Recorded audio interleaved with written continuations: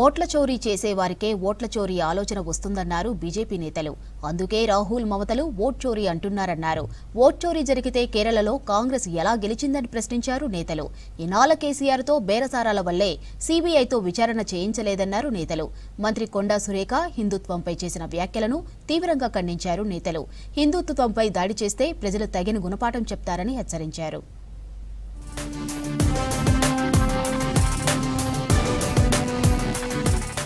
Rahul Gandhi, Mamata బెనర్జీలకు vote చోరీ చేయడం అలవాటని, అందుకే వాళ్లు ఓట్ చోరీ జరిగిందని ఆరోపణలు చేస్తున్నారన్నారు బీజేపీ స్టేట్ చీఫ్ రామచంద్రరావు. వాళ్లు గెలిస్తే ఓట్ చోరీ జరగదు, ఓడిపోతే ఓట్ చోరీ జరిగినట్టా అని ప్రశ్నించారు. ఎన్నికల్లో ఫలితం ఎలా వచ్చినా ప్రజల తీర్పును అంగీకరించాలన్నారు. కానీ ప్రజలను అవమానపరిచే మాటలు మాట్లాడడం సరికాదన్నారు.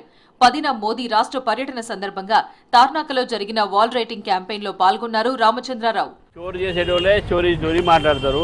వీళ్ళందరూ చోరీ అలవాటే మొన్న గెలిచారు. ఇప్పుడు చోరీ నడవట్లేదు వీళ్ళది. ఓడిపోతే ప్రజల వారి యొక్క తీర్పుని వాళ్ళు ఒప్పుకోవాలి.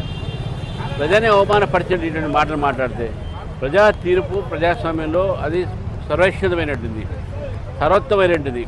దాన్ని కూడా అవమానపరిచేటటువంటి కాంగ్రెస్ పార్టీ వాళ్ళు గెలిస్తే ఏం మాట్లాడరు. బీఆర్ఎస్ హయాంలో జరిగిన విద్యుత్ కొనుగోళ్లపై ఏడాదిన్నరగా విచారణ ఎందుకు చేయలేదని కాంగ్రెస్ ను ప్రశ్నించారు కేంద్ర మంత్రి బండి సంజయ్. ఇన్నాళ్లు కేసీఆర్తో బేరసారాలు ఆడారని, కుదరకపోవడంతో ఇప్పుడు ఎంక్వైరీకి అడుగుతున్నారని చెప్పారు. 5 రాష్ట్రాల ఎన్నికల ఫలితాల నుంచి డైవర్ట్ చేసేందుకే సీబీఐ డ్రామాలన్నారు. కరీంనగర్ జిల్లా కొత్తపల్లి మండలం ఖాజీపూర్లో వడ్ల కొనుగోలు కేంద్రాన్ని పరిశీలించారు కేంద్ర మంత్రి. వడ్ల కొనుగోళ్లను వేగవంతం చేయాలని డిమాండ్ చేశారు.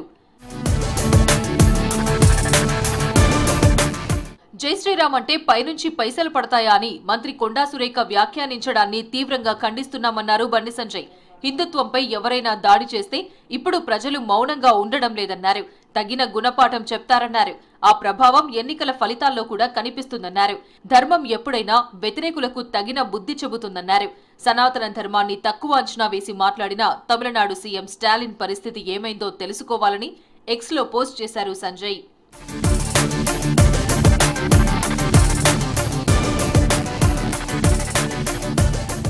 కాకతీయుల నేలపై కాషాయ జెండా ఎగరేయడం లక్ష్యమని అన్నారు మెదక్ ఎంపీ రఘునందన్ రావు. దేశవ్యాప్తంగా భారతీయ జనతా పార్టీ ప్రభావం రోజురోజుకు పెరుగుతోందని, ఇప్పటికే 22 రాష్ట్రాల్లో అధికారంలో ఉన్నామని తెలిపారు.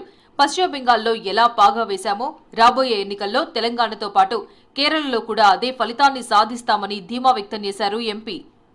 కాకతీయులు ఏలినటువంటి ఈ గడ్డని వచ్చే ఎన్నికల తర్వాత ఇదే కాషాయం గండు వేసుకున్నాడు ముఖ్యమంత్రి అవుతాడు రాసుకో సురేఖక్క.